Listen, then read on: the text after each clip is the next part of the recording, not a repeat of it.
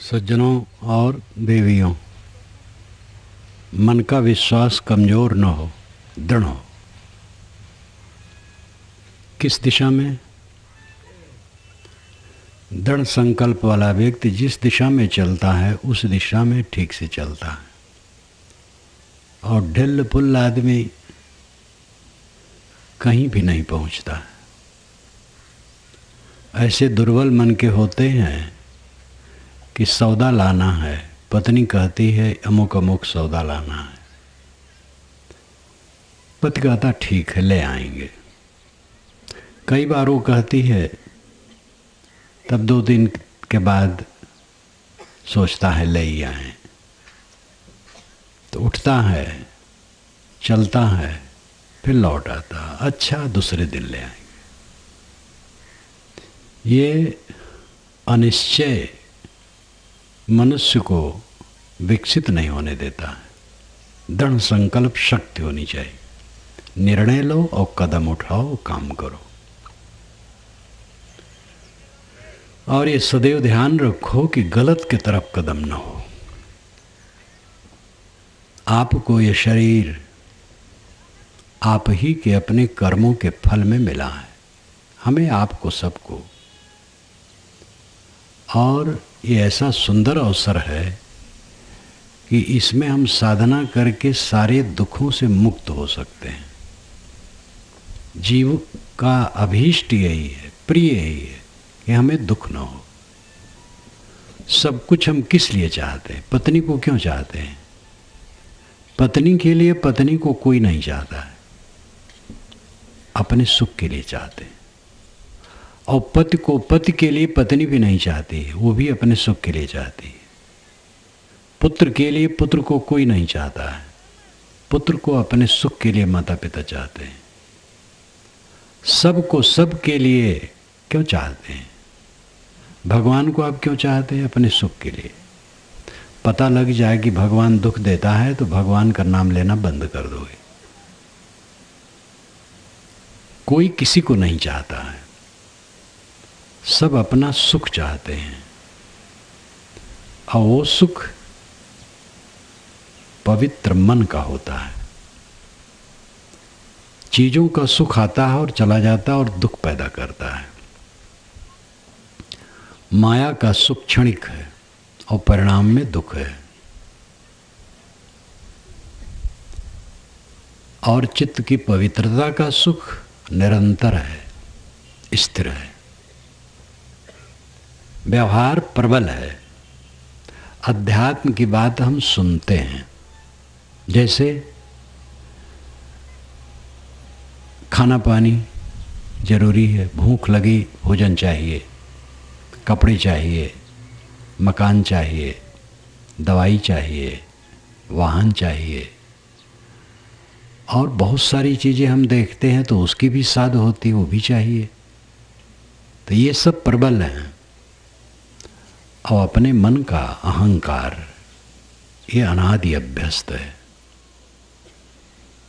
मैं दूसरे की अपेक्षा ठीक चाल चलन से चलता हूँ, और दूसरे की अपेक्षा मेरी बुद्धि ज़्यादा शुद्ध और तेज है।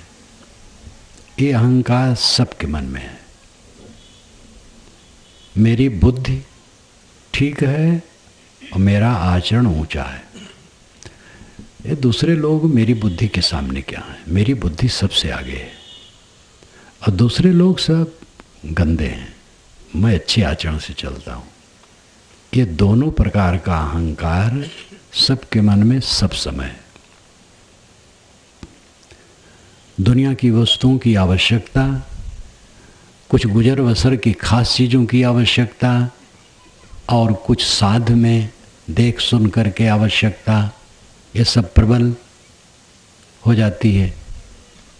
और अपने बुद्धि का अहंकार और अपने सदाचार का अहंकार, ये जन्मजात सबके अंदर में है। और ज्ञान की बात, आत्मा परमात्मा की बात, शांति की बात सुनते हैं, केवल अभ्यास नहीं है। ये सुनते हैं कि क्रोध न करे तो सुख है, काम लंपटता छोड़ दे तो सुख है, लोभ मोह न करे तो सुख है। ये सुनते हैं, इसको जीते नहीं हैं, अभी अभ्यास ही नहीं किया गया है। इसलिए धर्म की बात, अध्यात्म की बात फिसल फिसल जाती है और गंदगी ज्यों की त्यों बनी रहती है, जिससे विकार पैदा होते हैं। वो सारे साधन प्रबल हैं, भोजन, कपड़े, निवास, वैभव की लालसा, हम बड़े हैं, हमारी बुद्धि बड़ी है, हमारा सदाचार बड़ा है, हम ज़्यादा समझते हैं, भोगों की आवश्यकता, ये सब प्रबल है। आत्मा परमात्मा सुनते हैं, क्षमा दया शील विचार की बात सुनते हैं, भक्ति ज्ञान विवेक में चलना चाहिए, सुनते हैं। इसलिए ये वैसे हो जाता है जैसे गर्म तवा पर बूंद पड़े पानी की और छन्न दे, जल के ख़त्म हो जाए। ऐसे ज्ञान की बात सुन लेते हैं, सुनते समय लगता है यही करना चाहिए, लेकिन अभ्यास नहीं है, लाभ निश्चय भी उतना नहीं है, और जो इंद्री की लंपटता है उसका अभ्यास पहले से है, अहंकार का अभ्यास पहले से है, दुर्गुण दोष जो जीवन में जमे हुए हैं उनका अभ्यास अनादि है और इस जीवन में है ही। इसलिए सारा सुनना न सुनने के समान हो जाता है। तो कैसे जीवन को बदले? पहले लाभ निश्चय होना चाहिए कि जो हमारी बहिर्मुख वृत्ति है, अंतर्मुख हुए बिना सच्चा सुख नहीं मिलेगा और दुखों से छुटकारा नहीं होगा। ये निश्चय हो जाए चित्त में। बहिर्मुख अंतर्मुख दो वृत्तियां हैं, सारा संसार बहिर्मुख है। शब्द को सुनता है, रूप को देखता है, गंध को सूंघता है, स्पर्श करता है, रस लेता है। 5 विषय दुनिया में हैं। इन 5 विषयों का निरंतर उपभोग करता है। ऐसे में सारे प्राणी पदार्थ परिस्थित वैभव सब आ जाते हैं। इनकी आदत है।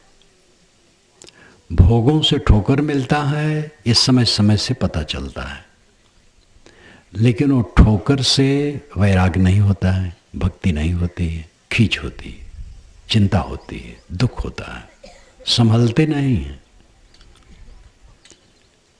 जीवन में सुख की लालसा लंबी लंबी है और धीरे धीरे लगता है कि संसार दुख से भरा है।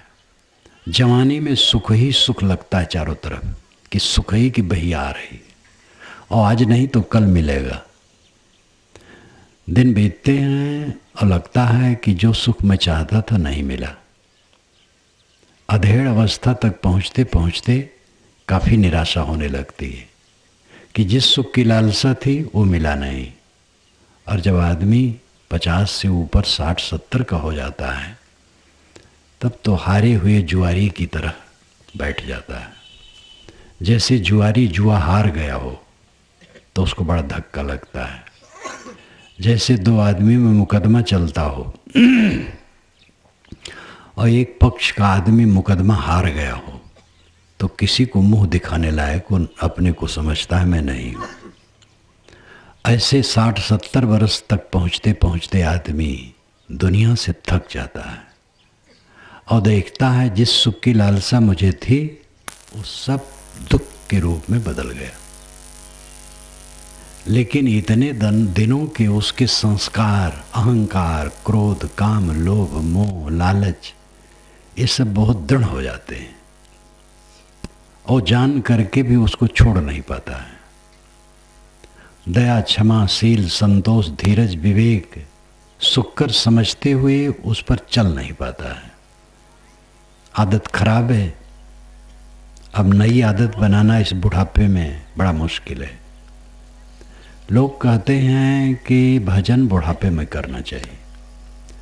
जवानों को भक्ति और वैराग में लगते देख करके कहते हैं अभी से, ये तो बुढ़ापा में किया जाता है। और बूढ़े कहते हैं, और बूढ़े से पूछो आप तो बूढ़े हो गए, आप क्यों नहीं करते हैं? तो बगले झांकते हैं। जवानी में खुराफात करो तो बुढ़ापा में भजन होगा? जवानी में संभालो। नहीं जवानी में संभाल पाए तो ठीक है, तो बुढ़ापा में चेत गए तो जितना बन सके करो। लाभ और हानि का निश्चय ये सही होना चाहिए। लाभ किस में है, हानि किस में है, और लाभ का स्वरूप क्या है, हानि का स्वरूप क्या है, ये समझना चाहिए। लाभ क्या है, हानि क्या है, और किससे लाभ है और किससे हानि है। उच्च आध्यात्मिक दृष्टि से लाभ है मन का सब समय आनंद कंद रहना, परमानंद में रहना, परम सुख में रहना, चिंता उद्वेग से शून्य परमानंद में रहना, ये लाभ है। हानि है चिंता, दुख, पीड़ा, असंतोष, खींच, कुटिलता, विवाद, कलह, दूसरे की लड़ाई, दूसरे की शिकायत, ये हानि है। हम लाभ मानते हैं कि बहुत बड़ा भूखंड हमारे पास है, बहुत बड़ा मकान है, बहुत बढ़िया गाड़ी है, बाल बच्चे हैं, धन संपत्ति है, पद भी है, ये लाभ मानते हैं। महात्मा लोग भी कितने हैं जो बड़ा मठ, धन, शिष्य परंपरा, ऐश्वर्य लाभ मानते हैं। जिसके लिए उन्होंने साधु का वेश धरा वहां तक नहीं पहुंचे हैं। गुरु आई और मान बढ़ाई, रिद्ध सिद्ध सब जात नसाई, या में सकल जगत अरझाना, काल कला को मरम न जाना। ये श्री पूर्ण साहिब की पंक्ति है। गुरु आई और मान बढ़ाई, रिद्ध सिद्ध सब जात नसाई, सब नष्ट हो जाता है। बड़े बड़े गुरु शरीर छोड़ देते हैं। अभी माघ मेला में मैं प्रयाग में था। कुंभी और अर्ध कुंभी 12 वर्ष और 6 वर्ष पर तो प्रयाग में लगती ही है। वैसे हर वर्ष वहाँ माघ मेला 1 महीना लगता है, तो उसमें अपने संस्थान का भी कैंप लगता है। 1 सप्ताह वहाँ मैं रहता हूँ। उसी समय सुना कि महेश जोगी का शरीर छूट गया।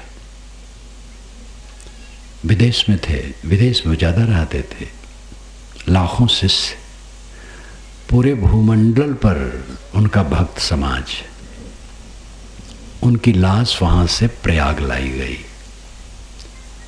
उनका जन्म स्थान मध्य प्रदेश जबलपुर क्षेत्र, और शिक्षा उनकी प्रयाग में हुई विश्वविद्यालय में, और आध्यात्मिक गुरु भी प्रयाग के, इलाहाबाद के ही थे। और उनका वहाँ एक बड़ा संस्थान भी है जमुना के तट पर, उनकी लाश वहाँ लाई गई। और उनका सारा ऐश्वर्य उनका नहीं है। न साधुओं का ऐश्वर्य साधु के पास रहेगा, न गृहस्थों का ऐश्वर्य गृहस्थों के पास रहेगा। और इसी ऐश्वर्य को अगर दोनों उपलब्धि मानते हैं तो दोनों भोले हैं। ये व्यवहार है, आ जाता है, हो जाता है। सबका ऐश्वर्य बराबर नहीं रहता है, कम बेस रहता है, क्योंकि शक्ति प्रतिभा में अंतर है। किंतु कुछ न कुछ जगत का प्रपंच तो सबके सामने आ जाता है। दुनिया की वस्तुओं की उपलब्धि अपना लाभ नहीं है। धन बढ़ा तो धन की उन्नति हुई, आपकी उन्नति नहीं हुई। ऊंचे पद पर गए तो पदोन्नति हुई, आपकी उन्नति नहीं हुई। परिवार समाज बढ़ा तो परिवार समाज की उन्नति हुई, आपकी नहीं हुई। आपकी उन्नति है चित्त का शांत रहना, सुखी रहना, सब समय सुखी रहना, ये आपकी उन्नति है। इस पर ध्यान कम है लोगों को। और सुख तो चाहते हैं, लेकिन वो समझते हैं सुख मिलेगा जब पद मिल जाए, कोई बड़ा पद मिल जाए तो सुख मिलेगा, धन मिल जाए तो सुख मिलेगा, अनुगामी ज़्यादा बढ़ जाए तो सुख मिलेगा, हमारे पीछे बहुत लोग चलें तो सुख मिल जाएगा। ये भोलापन अनादि अभ्यस्त है और इसी के हम अभ्यासी हैं, इसी में लौटते पोटते रहते हैं। जैसे सूअर घूर पर लौटता है, कचरा जहाँ होता वहाँ घू घू करके सोता रहता है। ऐसे हम लोगों का मन ये दुनिया के कूड़े कचड़े में लिपटा है, इसी में आनंद माने बैठा है। आनंद की कल्पना है और दुख का भोग है। सदैव आशा है सुख मिले और भोग होता है दुख का। एक मियाँ जी थे, बूढ़े थे, जा रहे थे, थक गए थे, बारंबार कहते थे या अल्लाह मियाँ कोई सवारी मिल जाती तो मंजिल पहुंच जाता, या अल्लाह मियाँ। इतने में उधर से एक थानेदार साहब आ रहे थे और उनके साथ सिपाही चपरासी थे जो सामान लादे थे। पहला जमाना था, गाड़ी घोड़े का जमाना इतना नहीं था, साधारण था। थानेदार साहब तो घोड़े पर बैठे थे, लेकिन और आदमी सब सामान सिर पर लाद के चल रहे थे, उनका ट्रांसफ़र हुआ था। तो एक आदमी कह रहा था चपरासी की हुजूर हमारा सामान बहुत ज़्यादा है। तो थानेदार साहब कह रहे थे भाई देखो कोई मिल जाएगा तो हल्का करवा दूंगा। इतने मियाँ जी मिल गए। थानेदार ने कहा है मियाँ एक गठरी तो सिर पर रख। एक चपरासी से कहा उतार के रखो। थानेदार और सिपाही तो ज़बरदस्ती करते हैं ना, तो ज़बरदस्ती उस बूढ़े के सिर पर एक गठरी रख दी गई। उसने कहा या अल्लाह मियाँ चाहता था तर का, मिल गया ऊपर का। सब तर का चाहते हैं और ऊपर का मिलता है। स्थिर सुख चाहते हैं और दुख का भोग होता है, क्योंकि स्थिर सुख कहाँ मिलेगा ये सूझ नहीं है। लाभ है आत्म शांति, हानि है अशांति। शांति के समान दुनिया में सुख नहीं है। सुख सबको प्रिय है और शांति के समान सुख नहीं है। और शांति मिलती है जब मनोविकार समाप्त हो, लालसा तृष्णा बहिर्मुखता दूर हो, अंतर्मुख हो। ये समझ में नहीं आता है। हानि वाला काम से बचें और लाभ की तरफ चलें, ये सूझ नहीं है। इसलिए सब जीव भटकते हैं। धर्म के मार्ग में कुछ लग जाते हैं और मोटे दोष उनके छूट जाते हैं। अंडा मांस मछली छूट गया, नशा की चीज़ें छूट गई, बहुत कुछ गड़बड़ियाँ छूट जाती हैं अगर वो ध्यान देते हैं तो काफ़ी उपद्रव से बच जाते हैं। लेकिन उतने से काम नहीं पूरा होगा। काम की लंपटता मन में है, क्रोध का उद्वेग है, लोभ की लिप्सा है, मोह, जिसको देख करके हम मोह करते हैं वो इसे कैसे कब तक रहेगा। एक सुंदर युवक है या सुंदरी युवती है, वो दोनों सुंदर और सुंदरी कब तक रहेंगे? थोड़े दिन में विकृत हो जाएंगे। आप अपने जीवन में स्वयं सोचें कि जिसके लिए आप कभी लोभाए थे आज कैसा है। जब विवाह होता है दूल्हा दुल्हन का आपस में भयंकर आकर्षण होता है, एक दूसरे को बार-बार देखना चाहते हैं, लेकिन वही दूल्हा दुल्हन कभी ऐसा होता है कि एक दूसरे को देखना नहीं चाहते, घृणा हो जाती है। तो ये दुनिया की चीज़ें तो बदलने वाली हैं, लेकिन विवेक नहीं है तो मोह, लोभ, क्रोध, काम, ये सारे मनोविकार अभ्यस्त हैं और इन्हीं में चित्त लौटता पोटता रहता है। तो सदाचारी हैं, भक्त हैं, लेकिन दुख तो उतना दूर नहीं होगा। थोड़ा दुख दूर हुआ, नशा त्याग दिए तो नशाकृत जो दुख था वो नहीं होगा।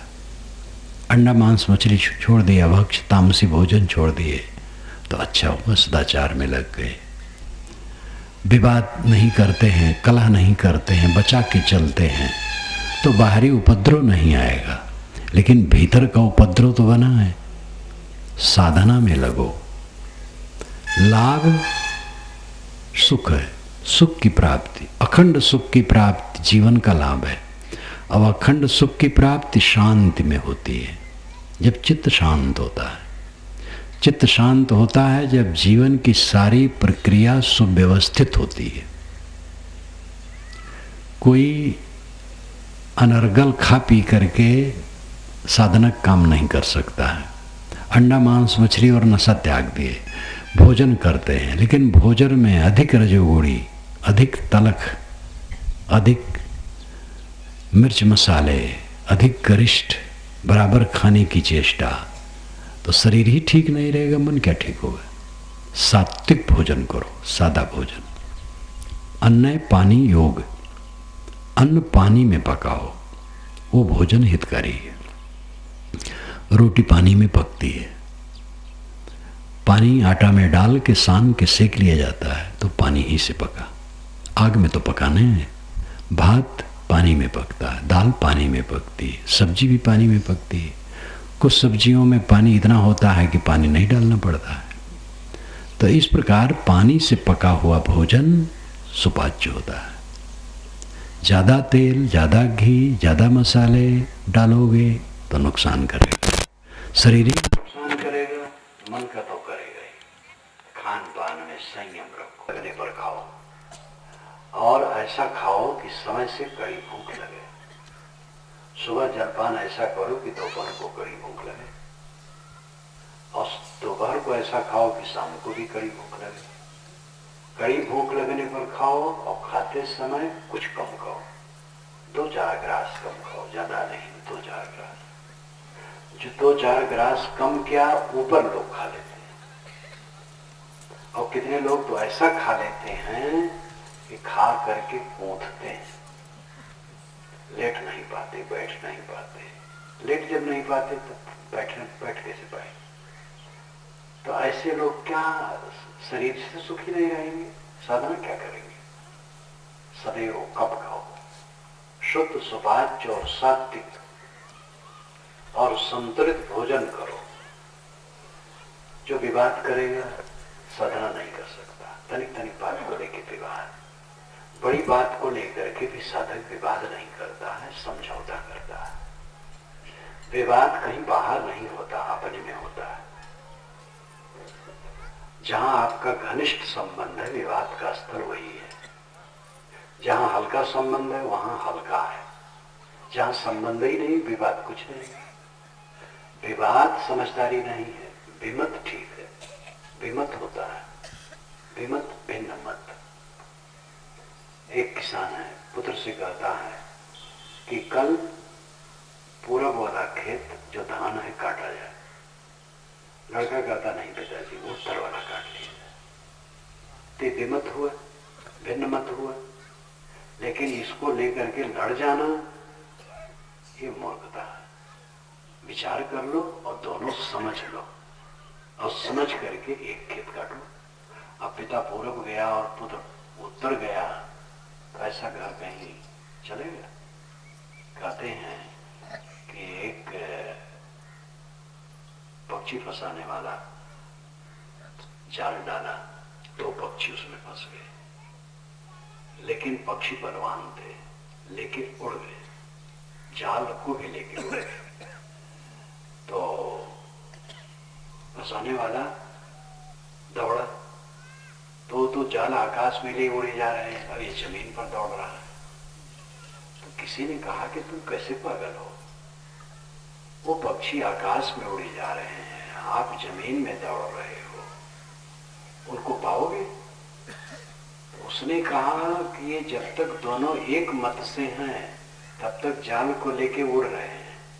जब इनमें विमत होगा और फिर विवाद होगा, तब ये खींचतान करेंगे, तब जमीन पर आ जाएंगे। इसलिए आशा से मैं चल रहा हूं, दौड़ रहा हूं। उसने कहा भाई अच्छा, तो मनोवैज्ञानिक भी हो। दौड़ते दौड़ते ऐसा हुआ, एक पक्षी ने कहा कि इस पेड़ पर बैठना है, दूसरे ने कहा नहीं उस पेड़ पर बैठना है। कहीं मैं तुम्हारी बात नहीं मान सकता, कहीं मैं तुम्हारी बात नहीं मान सकता। दोनों खींचे तो बल घट गया और जाल आके नीचे आ गया। ये बात समझाने का तरीका। पक्षी मनुष्य की भाषा नहीं बोलते। कहानियों में आप पढ़ते होंगे, मनुष्य बोलता है, मनुष्य तो बोलता है, जानवर बोलते हैं। असंभव बातें कितनी कहानियों में रहती है, तो घटना नहीं रहती है, बातों को समझाने का तरीका रहता है। विमत होना बुरा नहीं, लेकिन विमत को समता में समझ लो। साहब ने इसके लिए सूत्र दिया है, अपनी कहे मेरी सुने, सुन मिल एक हो, हमारे देखत जग जात है ऐसा मिला न कोई। अपनी बात कहे और मेरी बात सुने, और सुन करके मिल करके एक हो जाए। देखो कितनी बढ़िया बात है। केवल आधी साखी याद कर लें और इसका प्रयोग करें तो घर में शांति आ जाएगी। अपनी कहे मेरी सुने, देवरान जेठान अपनी बात कहें और दूसरे की बात सुने, और सुन करके मिल करके एक हो जाए। सास बहू, ननद भावज, पिता पुत्र, भाई भाई, गुरु शिष्य, गुरु भाई, सब जगह की बात है। ये उपदेश केवल गृहस्थों के लिए नहीं है, मनुष्य मात्र के लिए है। गृहस्थ विरक्त दो श्रेणियां हैं, दोनों कल्याणार्थी हैं। कुछ लोग ज्यादा हिम्मत किए, घर गृहस्थी छोड़ दिए, आगे बढ़ गए। बाकी सब इतनी हिम्मत तो नहीं कर सकते, लेकिन सुख सब चाहते हैं, लक्ष्य सबका एक है। तो गृहस्थ और भक्त और विरक्त, ये दोनों एक ही पथ के पथिक हैं। जैसे हमारे सामने सड़क किया है, धमतरी से गुंडरदेही होते हुए ध्रुव जा रही है। सड़क का लेवल एक है, कुछ लोग आगे चलते हैं, कुछ लोग पीछे चलते हैं। ऐसे अध्यात्म साधना का लेवल स्तर एक है। साधु आगे चलते हैं, भक्त पीछे चलते हैं, बस इतने फर्क है। दोनों के पास मन है, दोनों के पास संस्कार हैं, दोनों के पास अपनी अपनी दुर्बलताएं हैं। साधु साधना करते करते अपनी दुर्बलताओं को जीतता है, भगत भी जीतते हैं। जो जितना जीत ले जाता है आगे बढ़ जाता है, पूरा जीत लिया वही जीवन मुक्त हो जाता है। कहीं जीत ले तो विमत होना बुरा नहीं है। भिन्न मत किसी बात में, ये तो स्वभाव है। भिन्न मत होता है, लेकिन आपस में बैठ के समाधान कर लेना चाहिए, कलह नहीं करना चाहिए। कलह किए दुख हुआ, कलह प्रिय आदमी शांति नहीं पा सकता, आध्यात्मिक साधना उसकी बढ़िया नहीं चल सकती है। विवाद करने वाला, कलह करने वाला, ईर्ष्या, दूसरे की उन्नति सह नहीं सकते।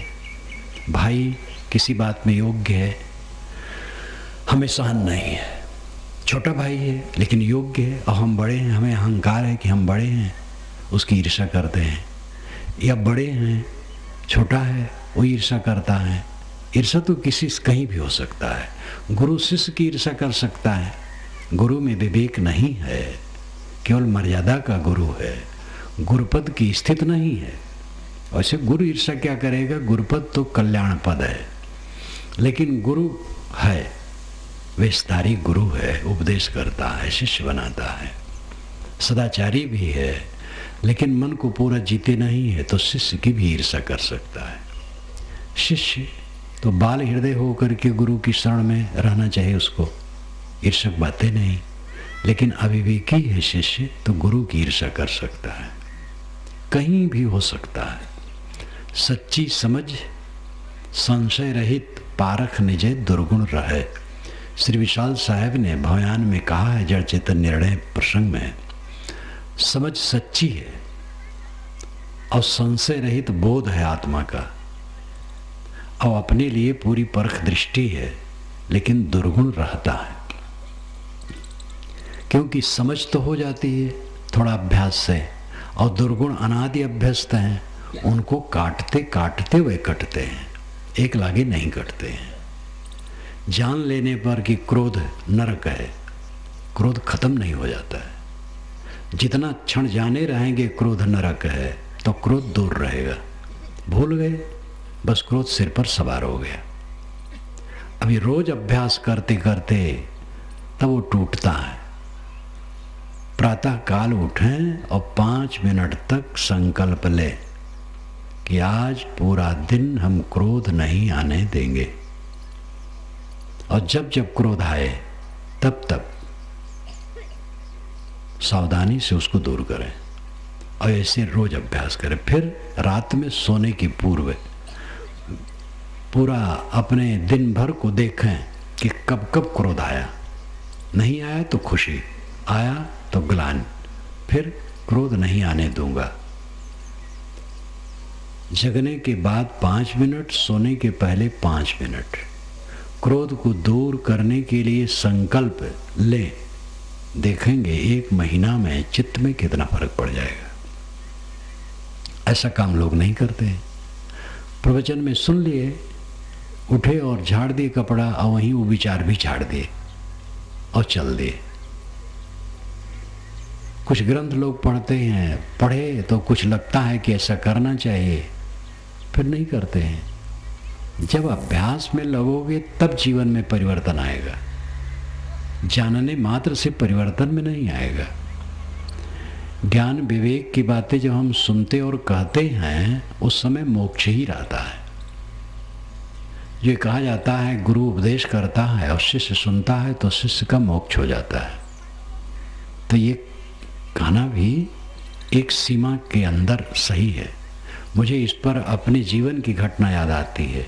जब मैं गुरु जी के पास पहली बार आया, एक जगह मिला, बातचीत हुई, सदगुरु श्री राम सूरत साहब हमारे सदगुरु, तो उनसे कहा साहब आप हमारे घर पर आएं। ये सन 50 की बात होगी। तो गए। कुछ दिन के बाद रहे, एक संत के साथ रहे, 24 घंटे रहे। सुबह चले तो कहे देखो मैं तुम्हारे यहाँ आ गया, अब तुम हमारे यहाँ आओ। तो गुरु जी के आश्रम पर सत्संग कार्यक्रम था, तो मैं गया।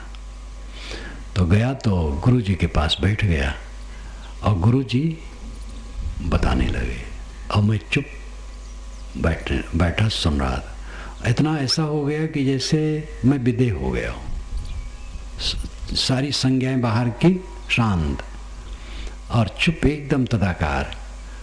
तब साहब मुस्कुराए, कहे देखो ये विचार तुम कितने जोर से ग्रहण कर रहे हो, तुम्हारे आगे पीछे क्या हो रहा कुछ तुम्हें ख्याल नहीं, तद्गत हुए। ये सही लक्षण है। ये बात मुझे याद आती है। तो उस समय गुरु उपदेश कर रहे थे और मैं मुक्त हो गया था। सारी संज्ञाएं बाहर की भूल गई थी और साहब की बात में ही तन्मय था। उस समय मुक्त हो गया। लेकिन जब वहां से उठा तो मन के विकार फिर खड़े हो गए। तो उनको काटने के लिए साधना करना पड़ा और करना पड़ता है। एक उदाहरण दिया, मैं बोल रहा हूँ, आप लोग सुन रहे हैं। जिनका मन पूरा तद्गत है सुनने में, तो वे मुक्त ही हो जाते हैं तत्काल, सारे विकारों से रहित, शांत। लेकिन जब उठे फिर वो दुश्मन खड़े हैं, काम क्रोध लोभ मोह ममता विकार मनोविकार तमाम, फिर वो चढ़ लेते हैं। इसलिए गुरु उपदेश करता है और शिष्य सुनता है तो शिष्य का तत्काल मोक्ष हो जाता है। ये कथन सर्वथा झूठ नहीं है, सच है। लेकिन इसका ये अर्थ लगाना कि गुरु ने उपदेश किया और शिष्य सुन लिया और मुक्त हो गए, बस उसके पश्चात चाहे कुछ करे न करे मुक्त रहेगा, ये गलत हो जाएगा। सारे कथन सापेक्ष होते हैं। सापेक्ष का मतलब है एक सीमा में, उसका अर्थ एक सीमा में होता है। आगे साधना करने की आवश्यकता होती है। एक काल में मुक्त हो जाने पर मुक्त की निरंतरता बनाए रखने के लिए साधना की निरंतरता की आवश्यकता है। एक संगीतज्ञ का संगीत सुन करके एक युवक ने लालायित होकर के कहा, वो भी कुछ गाता था, स्वर उसका अच्छा था और वाद्य भी उसका अच्छा था, तो कहा कि आपकी तरह मैं भी संगीतज्ञ होना चाहता हूँ। तो कहे हो बिल्कुल हो जाओगे। उस्ताद ने कहा बिल्कुल हो जाओगे, 35 वर्षों तक अभ्यास करते रहो। तो घबरा गया और उन्होंने सच कहा। बड़े बड़े अभ्यासी संगीत के कुछ दिन छोड़ देते हैं तो बिना पुनः अभ्यास के सभा में नहीं गाते हैं, क्योंकि उसमें त्रुटियां आने लगती हैं। योगो ही प्रभोपयो, ये श्रुति वचन है। योग प्रभव अपाय रूप है। प्रभव नाम ऊपर उठना, अपाय नाम नीचे गिरना।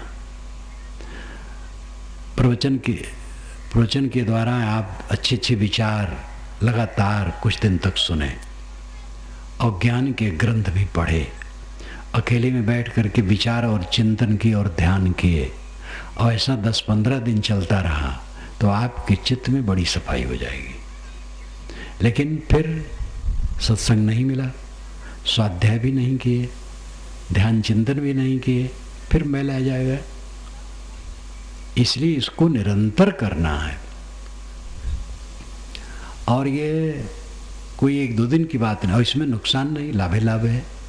जाहि मनन में सुख नितय, ध्यान क्रिया सुख दे, घाटा तेह में कौन है जो और ही चित दे।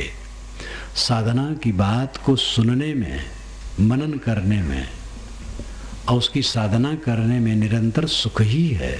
उसको छोड़ करके और जगह क्यों भागो। गृहस्थी का काम सब जहाँ जो है करें। साधु को अपना व्यवहारिक काम करना पड़ता है, खेती का काम है, व्यापार का काम है, नौकरी का काम है, और भी धंधे हैं, वो करो। लेकिन जीवन के खास काम को मत भूलो। लोग खास काम भूल जाते हैं। आप कमाते क्यों हैं? खाने के लिए। खाते क्यों हैं? जीने के लिए। जीते क्यों हैं? इसका पता नहीं। ये क्या जीवन है? कमाओ खाने के लिए, खाओ जीने के लिए, और जियो आत्मोद्धार के लिए। आत्मोद्धार का काम जो खास है वो बच रहता है। तो हमारा सब काम केवल बेगारी भरना है। विवेक करके देखा जाए, जो साधना का काम नहीं करता है वो टट्टी पेशाब बनाने कारखाना चला रहा है। खा रहा है, पी रहा है और टट्टी पेशाब निकाल रहा है। यही रात दिन कर रहा है। टट्टी पेशाब बनाने कारखाना चला रहा और कुछ नहीं कर रहा है। अगर वो साधना कर रहा है तो उसका जीवन सार्थक है। जो किसान खेत, बीज, मौसम, ऋतु इत्यादि की परख नहीं रखेगा और समय से तत्पर होकर के काम नहीं करेगा, जो कांटा, खूंटी, ठंडी, गर्मी, वर्षा को डरेगा, गोबर मिट्टी को डरेगा, वो किसान हो सकता है? किसान तो गोबर मिट्टी में कूद पड़ता है। ठंडी हो, गर्मी हो, वर्षा हो, जम करके काम करता है। बहुत मेहनत के बाद तब धान होता है, ऐसे नहीं होता है। और जो एक युवक था वो काम नहीं करे और ज़्यादा पहुँ नहीं करे तो ससुराल गया, और आषाढ़ का समय आ गया था, धान बोना शुरू हो गया था, और 1 सप्ताह हो गया ससुराल से चला नहीं, चलने के नामे नहीं लिया। ससुराल में आओ भगत ज़्यादा होते हैं। अब सास को बड़ी चिंता हुई। ससुर तो जरा ठंड स्वभाव के थे, लेकिन सास बहुत समझदार थी। उसको बड़ी चिंता हुई कि यहाँ बैठे हैं ये, घर का क्या होगा। तो भात परोस रही थी तो दामाद ने कहा, माता जी और भात। तो कहा, लो बेटा यही भाते भात।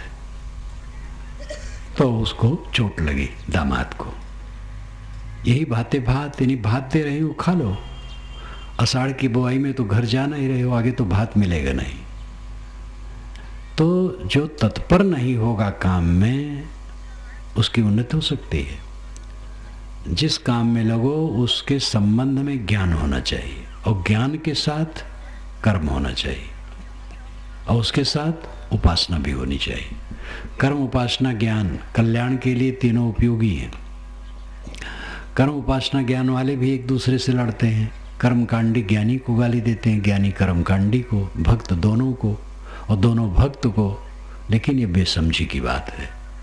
एक साधारण काम भी करने के लिए तीनों की जरूरत है। रोटी पकाना है तो रोटी पकाने ज्ञान होना चाहिए। कितना आटा में पानी डालें, कैसे गूंदें, कैसे बेलें, कैसे सेकें, ये ज्ञान होना चाहिए। और ज्ञान के साथ कर्म होना चाहिए, ये सब काम किया जाए। और उसके साथ भक्ति होनी चाहिए, उपासना, श्रद्धा होनी चाहिए भोजन बनाने में। जब ऐसा लगे कि मैं भोजन बना रहा हूँ भगवान को भोग लगाने के लिए। ये सब भगवान है, भगवती है। आप भगवान भगवती उनको मानते हैं जो न बोले न डोले न खाए न पिए, और जो बोलते डोलते हैं खाते पीते उनको भगवान भगवती नहीं मानते हैं। इसीलिए जीवन में विकास नहीं होता है।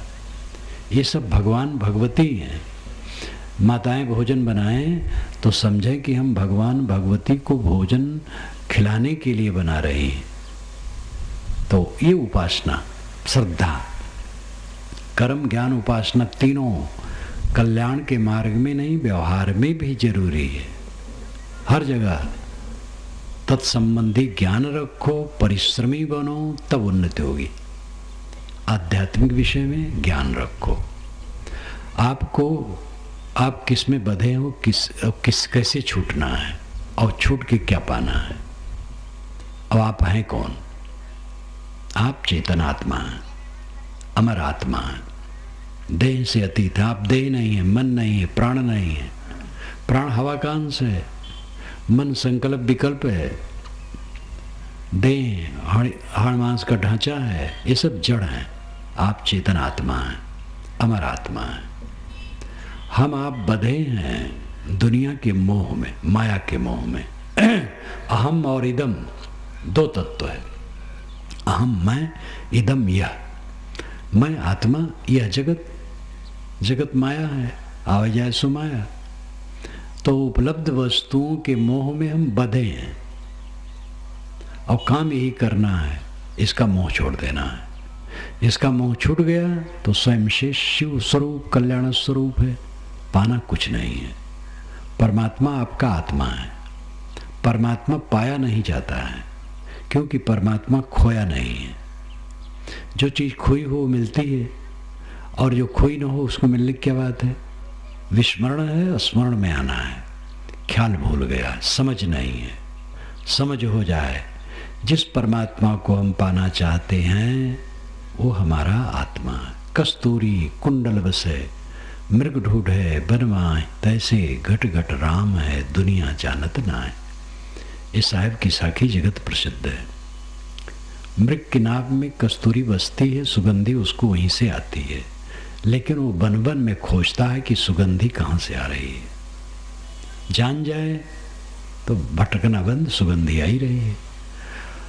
परमानंद की सुगंधी हमें हर क्षण आ रही है। हम परमानंद चाहते हैं। वो परमानंद अपने में है। अहंकार, कामना, तृष्णा, विवाद, कलह छोड़ो। दूसरे से लड़ना छोड़ो, अपने से लड़ो। दूसरे की बुराई छोड़ो, अपनी बुराई देखो। दूसरे से कलह करना छोड़ो, अपने मन इंद्रियों के विकारों को तोड़ो। लौट आओ अपनी तरफ, तब वो काम सफल होगा। नाना मत हैं, मतों में कुछ मान्यताओं का फर्क है, लक्ष्य सबका एक है। मान्यताओं को लेकर के आपस में विवाद की जरूरत नहीं है। ब्रह्मधाम, धुरधाम, स्वर्गलोक, वैकुंठ लोक, साकेत लोक, सतलोक, शिवलोक, गोलोक, ये सब नाम हैं, कहीं बाहर नहीं। आत्म स्थिति ही के लिए ये सारे शब्द प्रयुक्त होते हैं। आत्मलीनता, आत्म संतोष, आत्म शांति में जो पहुंच गया वो ब्रह्मलोक पहुंच गया, शिवलोक पहुंच गया, धुरधाम पहुंच गया। धुर कहते हैं अचल, अचल आत्मा है। आत्मा में लौट आए, धुरधाम पहुंच गए। सतलोक वही है। सत कौन है? जो पूछता है। आत्मा सत है। आत्मा अपने आप में समाहित हो गया, सतलोक पहुंच गया। यही स्वर्गलोक पहुंचना है। स्वर्ग, स्वर्ग अपने में लौट आना स्वर्ग है।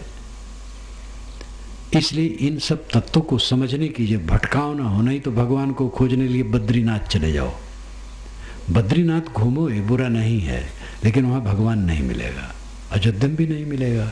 अयोध्या में तो राजनेता लोग झगड़ा मचाए हुए हैं। भगवान होता तो डंडों से पीट करके खदेड़ता, वहाँ पर बैठा होता तो, कि हमारे नाम से तुम लोग झगड़ा मचा रहे हो। भगवान अगर जहाँ आप बैठे यहाँ नहीं मिलता है तो कहीं नहीं मिलेगा। जहाँ आप बैठे वहीं है। वो आपका आत्मा है, आपका अस्तित्व है।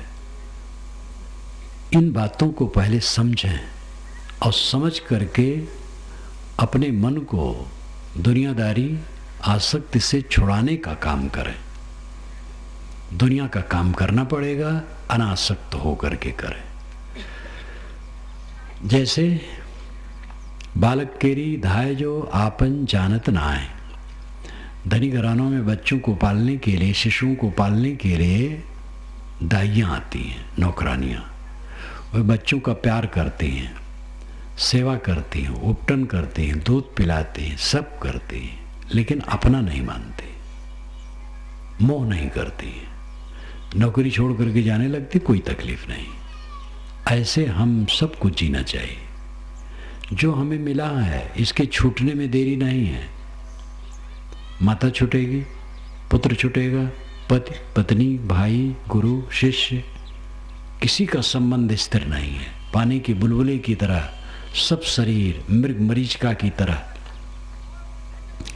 जैसे जेठ की धूप की लहरियों में पानी का आभास होता है, वैसे संसार में ये लगता है सब सत्य है, थोड़े दिन में सब खो जाएगा। ये विचार का प्रवाह जब चित्त में चलता है तब मन अनासक्त होता है। अंतिम बात को देखने से चित्त अनासक्त होगा। अंतिम बात क्या है? काले बाल उजले होंगे, चिकने चाम में झुर्रियां भरेंगी, जो दंत पंक्ति बड़ी सुंदर लगती है मुंह पोपला होगा। स्वस्थ शरीर जो दौड़ता घूमता है बिस्तर पर पड़ेगा, करवट नहीं बदल जाएगा। ये आना है, बस प्रकार का भेद है, किसी किसी तरह, किसी किसी तरह। मौत के द्वार से होकर के ही आगे निकलना है सबको। इसलिए जगो, हम सब जग जाएं। जागत कीजिए भोर पटोहिया का सोए, तेरी गठरी में ला गए चोर बटोहिया का सोए। साहब की वाणी तो इतनी मीठी है, सीधे सीधे गले में उतरने वाली, बहुत गूढ़ नहीं है। गूढ़ विषय उनकी उल्टवासियाँ और कुछ रूपक हैं, वो दार्शनिकों के लिए हैं, लेकिन सामान्य बातें सामान्य लोगों के लिए जो कही बहुत सरल है। जीवन में चोर लगते, तेरे जीवन में चोर लगते, तू बटोही है, यहाँ तेरा कुछ नहीं, राहगीर है, बीच में रुक गया है, चल देना है। और चोर लगते काम क्रोध लोभ मोह ये चित्त में घुस घुस करके तुम्हारे आत्मधन को छीनते। जगो, इन चोरों से अपने आप को ठगाओ मत, सावधान हो जाओ, अपना कल्याण करो। ये मानव जीवन बहुत सुनहला अवसर है। इसका सभी नर नारी को चाहिए, गृहस्थ विरक्त को, इस सत्संग स्वाध्याय साधना का आधार लें और जीवन का जो खास काम है आत्म कल्याण करें। कमाना खाना तो मजबूरी, एक धंधा है। बिना कमाए क्या खाएंगे, बिना खाए कैसे जीवन चलेगा। कमाना खाना जीना ये साधारण धंधा है। असली काम है कमाने खाने जीने के बाद आत्मा का कल्याण करना। और प्रवचन में निर्देश आपके लिए होता है। प्रवचन में न तो सब समाधान हो जाएगा और न आपका तुरंत मोक्ष हो जाएगा। प्रवचन में निर्देश लें और निर्देश लेने के बाद आपके मन में भूख लगे कि हमें करना चाहिए। जब भूख लगेगी तो आप संतों के निकट जाएंगे, भक्तों के निकट जाएंगे, जो साधक हैं, गृहस्थ संत दोनों में कोई भी, उनके निकट बैठेंगे, उनसे पूछेंगे, ऐसे किस्म के ग्रंथ पढ़ेंगे, चिंतन करेंगे, ध्यान करेंगे, साधना करेंगे, तब आगे बढ़ेंगे। प्रवचन में आपको भूख जगाने का काम प्रवक्ता करता है। और वही अगर प्रवचन सुन करके रहने दिए तो काम कैसे होगा। प्रवचन के बाद जो प्रवचन से प्रेरणा मिली है उसके अनुसार करने के लिए स्वयं कदम उठाना चाहिए। मैं अपनी वाणी को विराम देता हूँ।